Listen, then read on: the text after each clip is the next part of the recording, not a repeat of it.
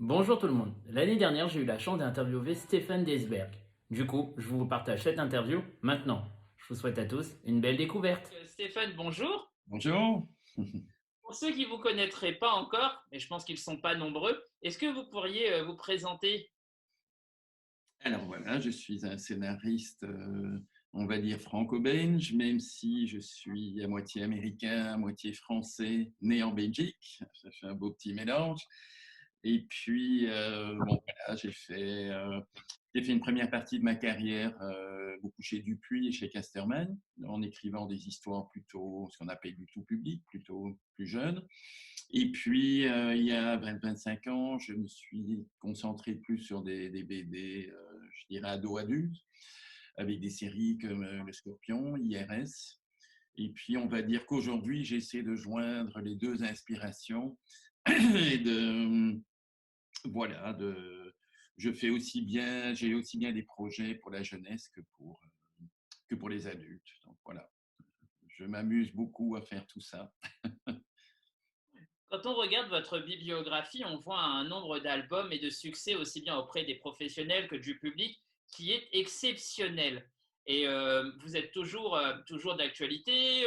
Juste cette année, on a eu le Lion de Judas, on a Olivier Page. Une question que je me pose, c'est après autant d'années de carrière, c'est comment faites-vous pour trouver autant d'idées? Qu'est-ce qui vous motive à écrire, à vouloir partager avec nous, lecteurs?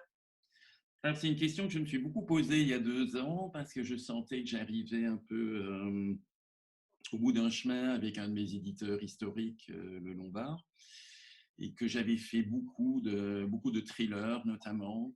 J'avais l'impression de tourner un petit peu en rond.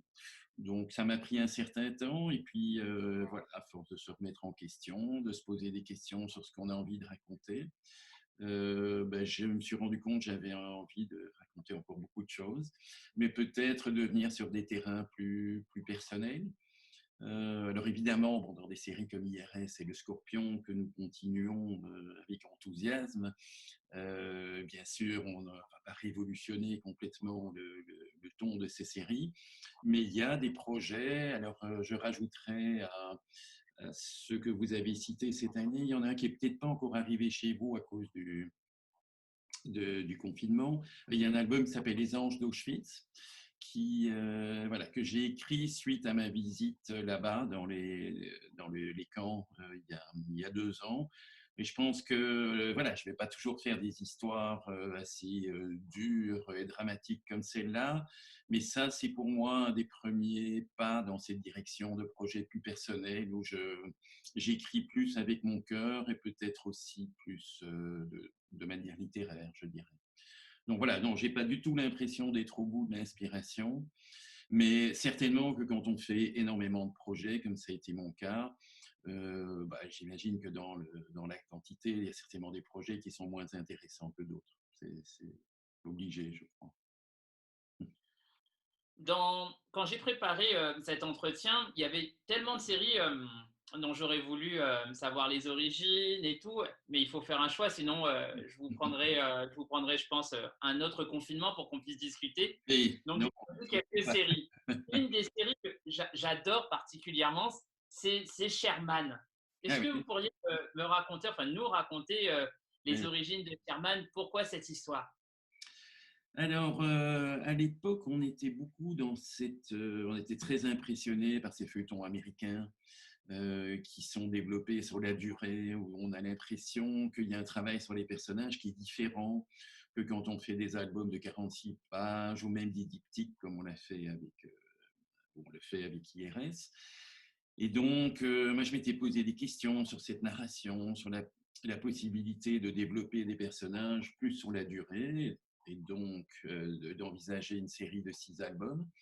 Mais évidemment, c'est compliqué de demander au lecteur d'attendre 6 ans pour.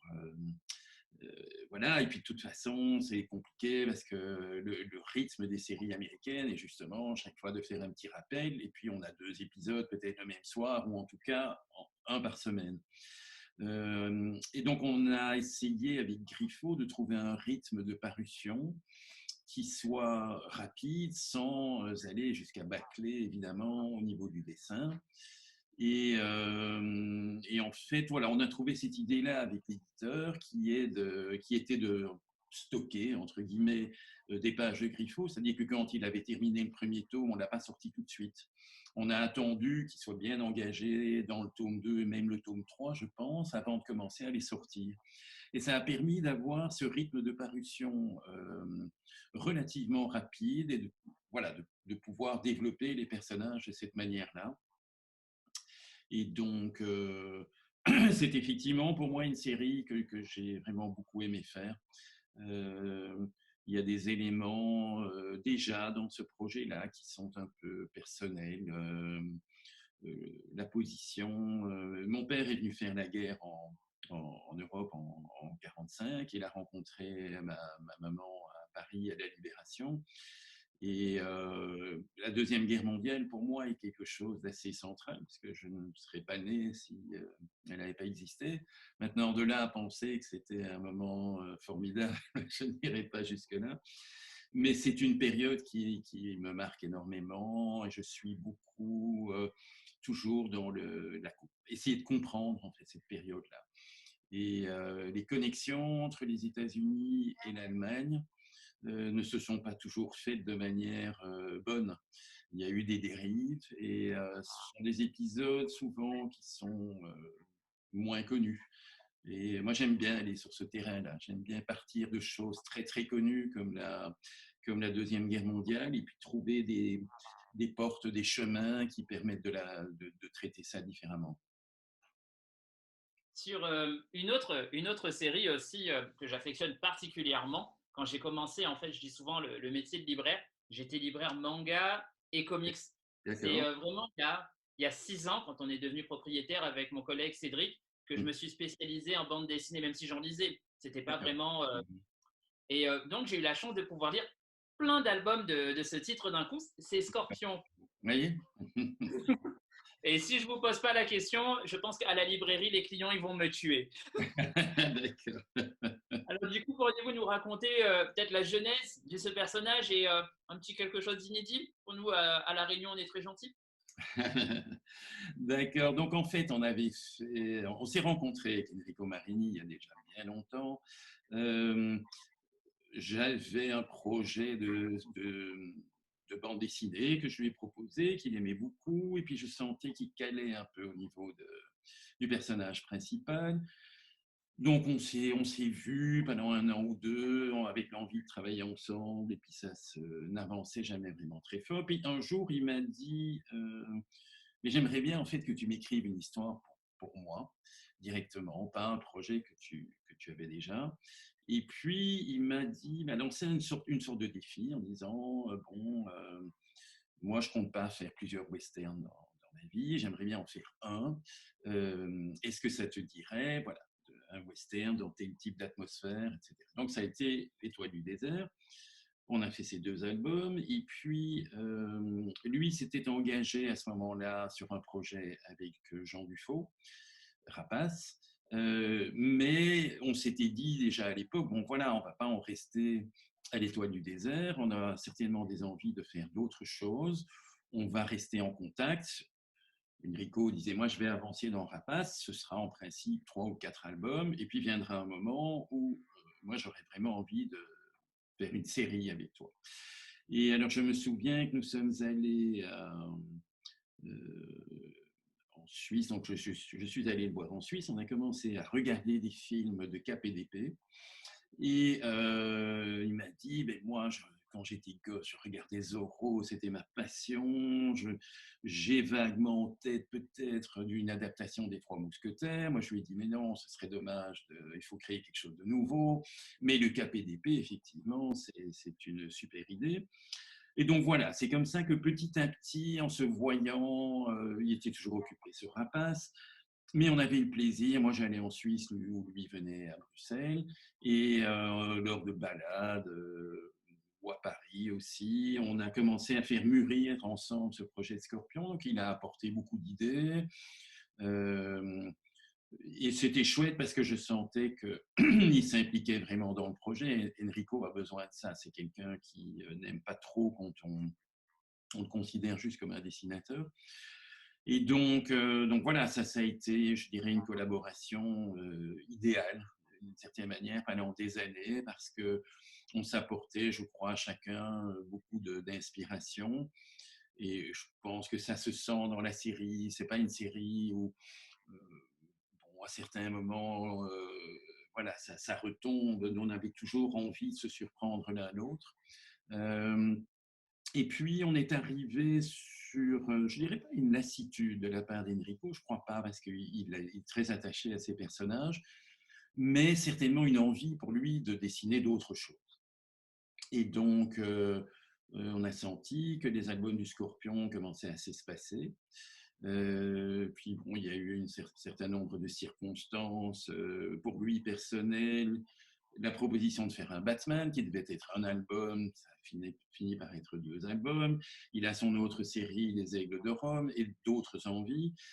Et à un moment, ben, on s'est retrouvé avec une interruption de 3 ans, 4 ans.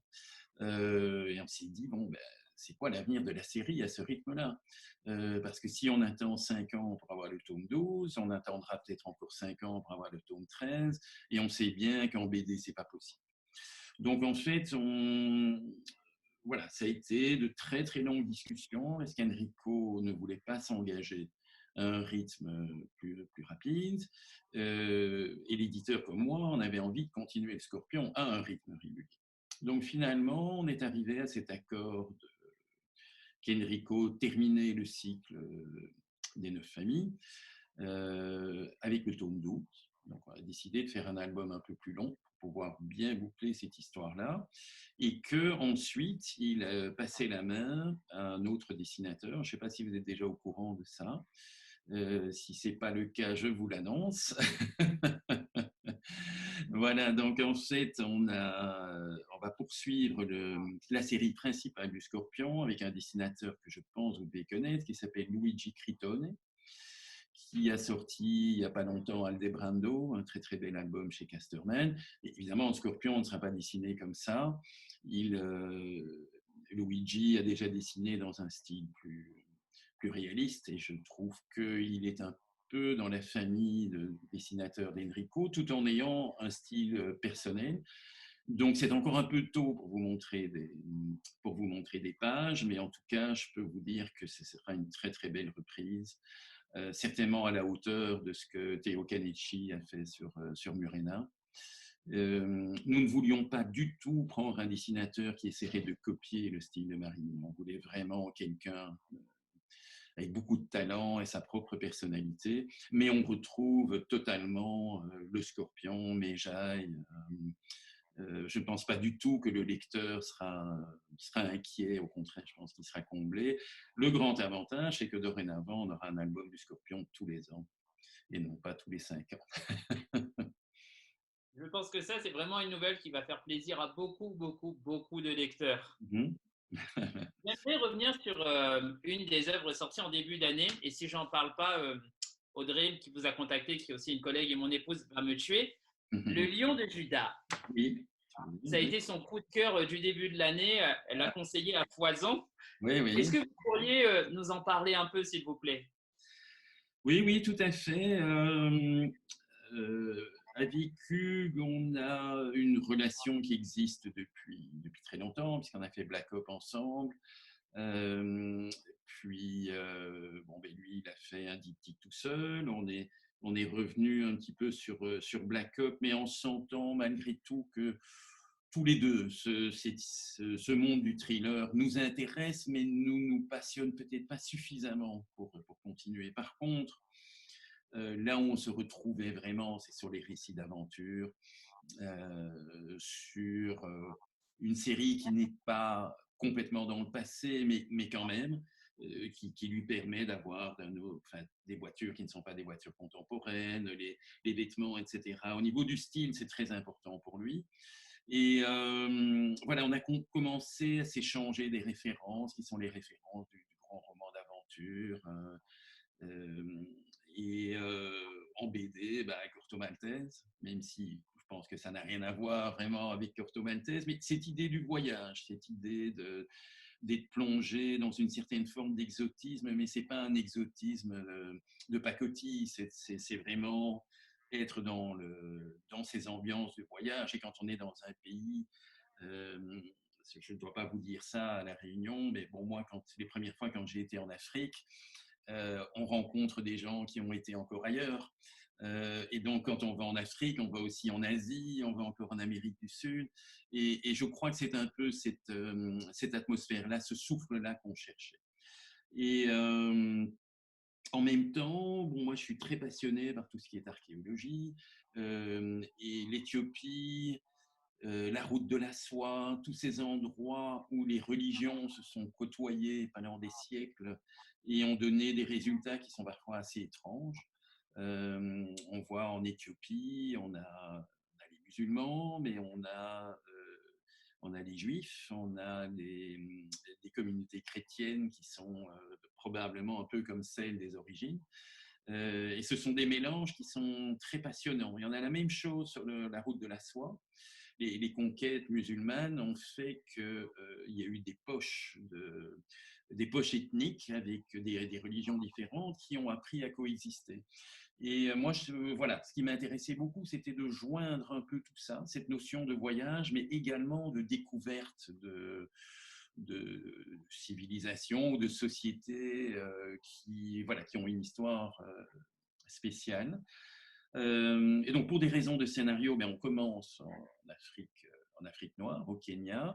Puis l'histoire nous amène vers ces prisons, on nous amène petit à petit vers le Soudan et l'Éthiopie. Et vous verrez, le deuxième album se passe entièrement en Éthiopie, est très fort centré sur la recherche archéologique. C'est une région qui est vraiment richissime à ce niveau-là.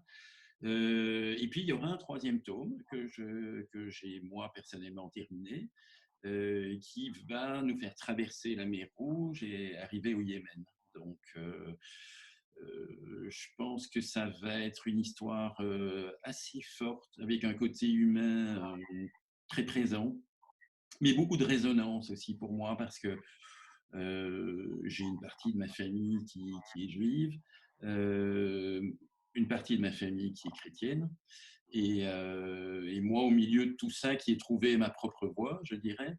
C'est une manière, à travers cette grande aventure, de parler de moi d'une certaine manière, et avec beaucoup la connivence de Hugues. Donc, je crois que c'est une série qui, sur un plan humain, est très proche de nous, et ça me fait évidemment plaisir quand vous me dites que votre épouse l'a apprécié, parce que c'est ce qu'on cherche à faire dans des thèmes comme ça. On cherche à avoir un contact, je dirais, plus fort avec le lecteur que quand on fait un thriller où tous les éléments sont bien à leur place. Voilà, même si c'est certainement agréable de lire ça aussi. Mais voilà, moi, je recherche la possibilité de donner plus de moi dans mes histoires. Et le Lion de Judas est certainement une étape dans cette direction.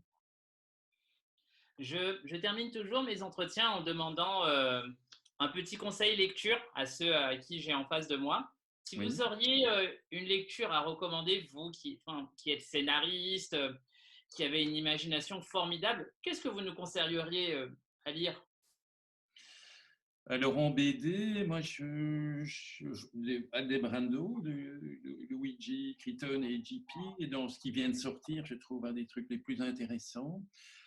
Si on remonte un peu plus dans le temps, un livre qui m'a vraiment impressionné, c'est L'âge d'or de Pedrosa.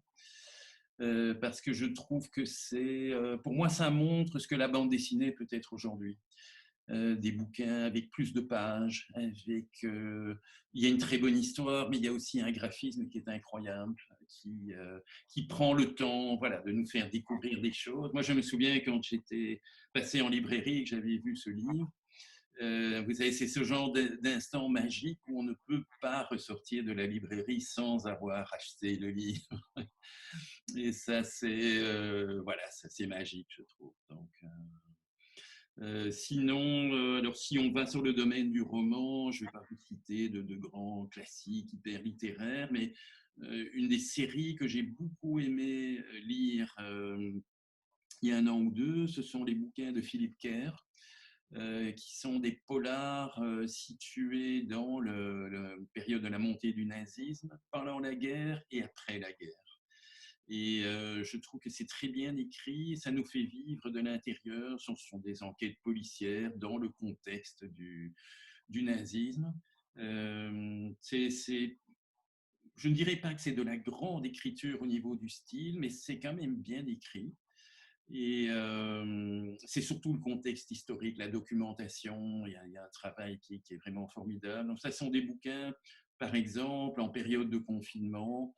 Les sujets, ça a peut-être l'air lourd quand je parle de la période du nazisme, mais en fait c'est très chouette à lire, c'est très distrayant. Ça peut être des bouquins de vacances aussi. Chouette parce qu'il y a un fond derrière, ça ne raconte pas juste un truc distrayant. Eh bien, merci beaucoup Stéphane de nous avoir accordé ce petit moment. Avec plaisir, c'est très chouette d'avoir cette connexion avec vous et avec vos lecteurs et je serai un jour très heureux de venir à La Réunion. Ah, attendez, où est ma caméra?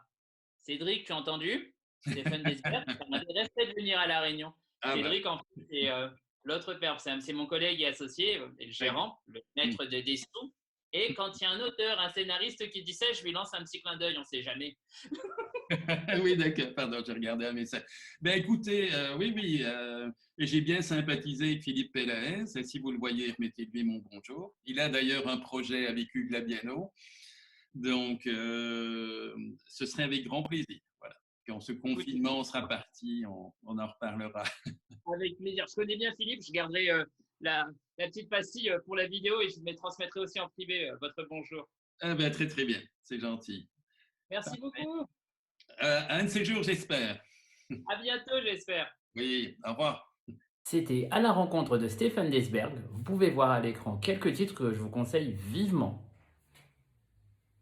Et n'oubliez pas, si vous ne savez pas quoi lire, demandez à Idriss. Bisous.